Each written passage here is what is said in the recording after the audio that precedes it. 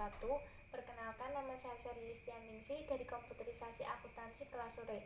Saya akan menjawab soal UTS dari Pak Asif. Yang pertama, mengapa manusia mesti beragama Islam? Jelaskan.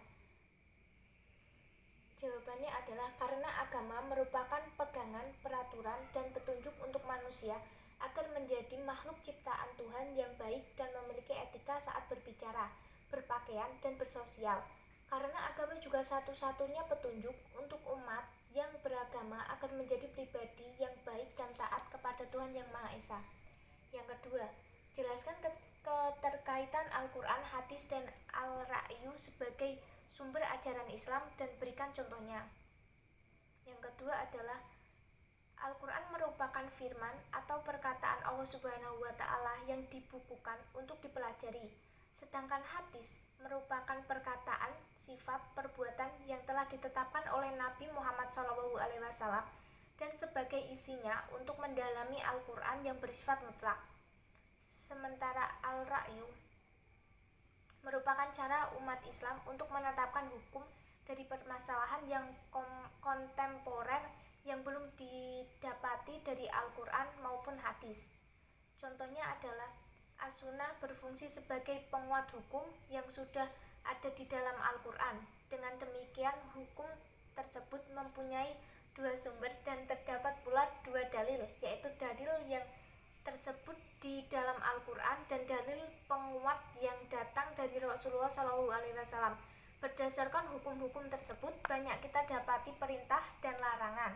Ada perintah mentauhidkan Allah, berbuat baik kepada kedua orang tua, mendirikan sholat, membayar zakat, berpuasa di bulan Ramadan, ibadah haji ke Baitullah, dan di samping itu dilarang menyekutukan Allah, menyakiti kedua orang tua, serta banyak lagi.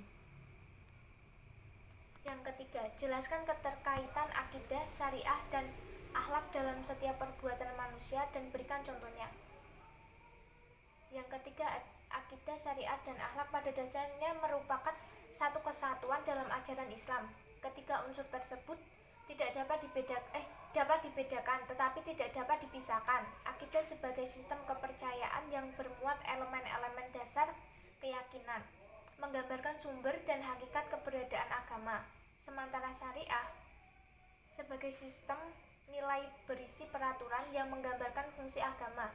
Sedangkan akhlak sebagai sistematika menggambarkan arah dan tujuan yang hendak diciptakan agama.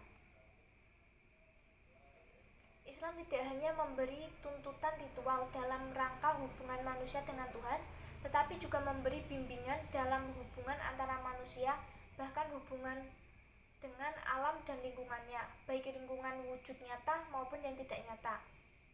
Nomor 4, politik merupakan bagian penting untuk menegakkan ajaran Islam. Berikan gambaran mengenai politik Islam di Indonesia dan tegaknya ajaran Islam. Yang keempat, gambaran mengenai politik Islam di Indonesia dan tegaknya ajaran Islam seperti yang kita ketahui bahwa mayoritas penduduk Islam adalah mayoritas penduduk Indonesia menganut agama Islam.